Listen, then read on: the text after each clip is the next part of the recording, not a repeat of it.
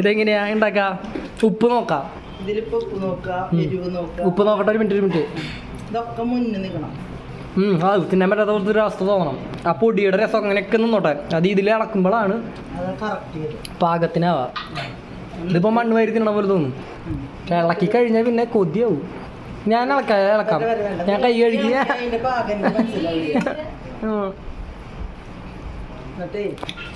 ടെനേസോടെ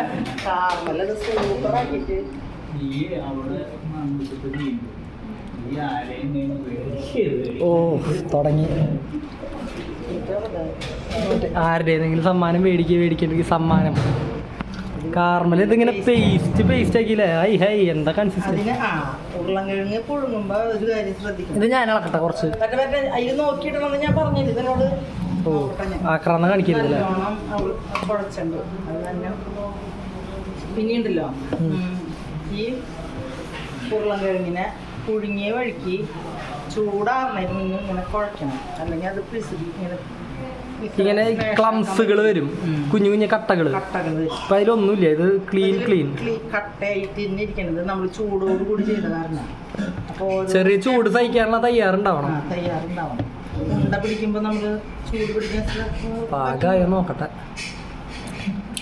ഇളക്കണം, നന്നായിട്ട് ഇളക്കിയാലോ ആവളോ. ഇല്ലായിട്ടില്ലല്ലോ, അല്ലാതെ ഇളക്കിയിട്ടില്ലല്ലോ. പക്ഷെ ഇപ്പൊ രസം വന്നു തുടങ്ങി. ഞാൻ ഇളക്കണം, എനിക്ക് ഇളക്കണം. ഞാൻ അതിനൊന്ന് നോക്കട്ടെ, എന്നിട്ട് നീ ഇളക്കിയിട്ട് ഉണ്ടാക്കിക്കോ. നീ കുറെ കുഴച്ചാൽ അത് ഭംഗിയിലുണ്ടോ? അല്ല ഭംഗിയിലുണ്ടാവും. കുഴഞ്ഞു പോയാലേ വെളിച്ചെണ്ണ ഇത്ര മതിയാവും. ഇനി ഞാൻ ഇളക്കാത്ത നീ ഒന്ന് സമാധാനിക്ക്. നീ കൈ കഴുകിയ ഇല്ല. അല്ല, കൈ കഴുകിയ ചോദിച്ചു കഴിഞ്ഞാൽ ഇത് കഴിച്ചു കഴിഞ്ഞിട്ട് കൈ കഴുകിയെന്ന് ചോദിച്ചിട്ട് ഞാൻ ഹാൻഡ് വാഷിട്ട് കൈ കഴുകിയതാ. ഓവർ കുഴച്ചാലും അതിങ്ങനെ ഇതാവും. അതാണ് പറയണത്. വല്ലാണ്ട് അങ്ങനെ ചപ്പാത്തി മാവ് കുഴക്കണ പോലെ ഒന്നും ഇങ്ങനെ അടിച്ച് പരത്തൊന്നും വേണ്ട. അപ്പോൾ ഈ ക്രിസ്പിനെസ് ചിലപ്പോൾ കുറയില്ലേ? അതുകൊണ്ടാണ് നമ്മളുടെ വല്ലാണ്ട് അങ്ങനെ കുഴക്കേണ്ട ആ ഒരു പാകത്തിന് പിടിക്കുന്നതുകൊണ്ടാണ് പുറത്തും അകത്തും ക്രിസ്പിനെസ് തോന്നണല്ലേ? മൊരിഞ്ഞില്ലെങ്കിൽ അകത്ത് ക്രിസ്പിനെസ് തോന്നില്ല. മനസ്സിലായോ? ഇപ്പൊ എല്ലാം ഓക്കെ ആയോ? കൂടി ആവണം.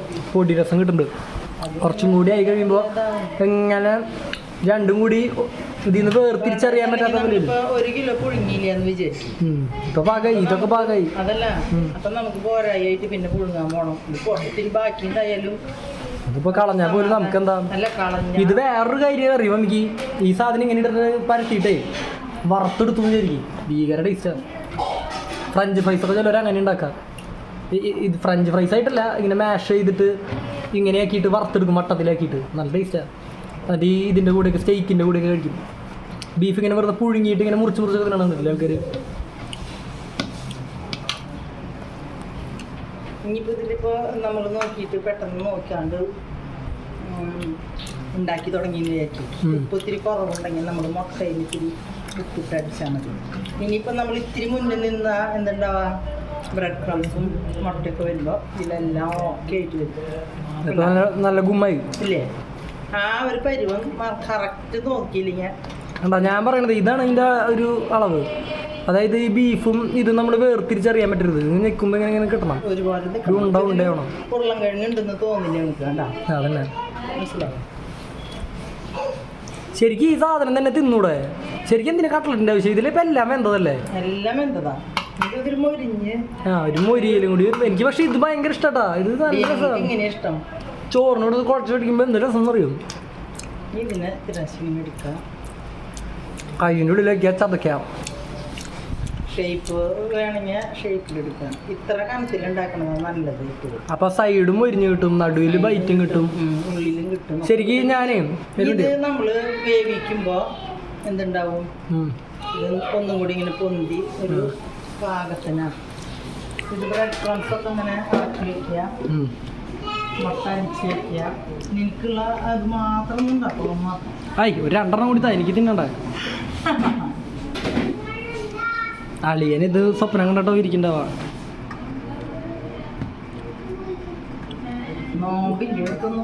ആർക്കും ഇല്ല നോമ്പൊന്നും.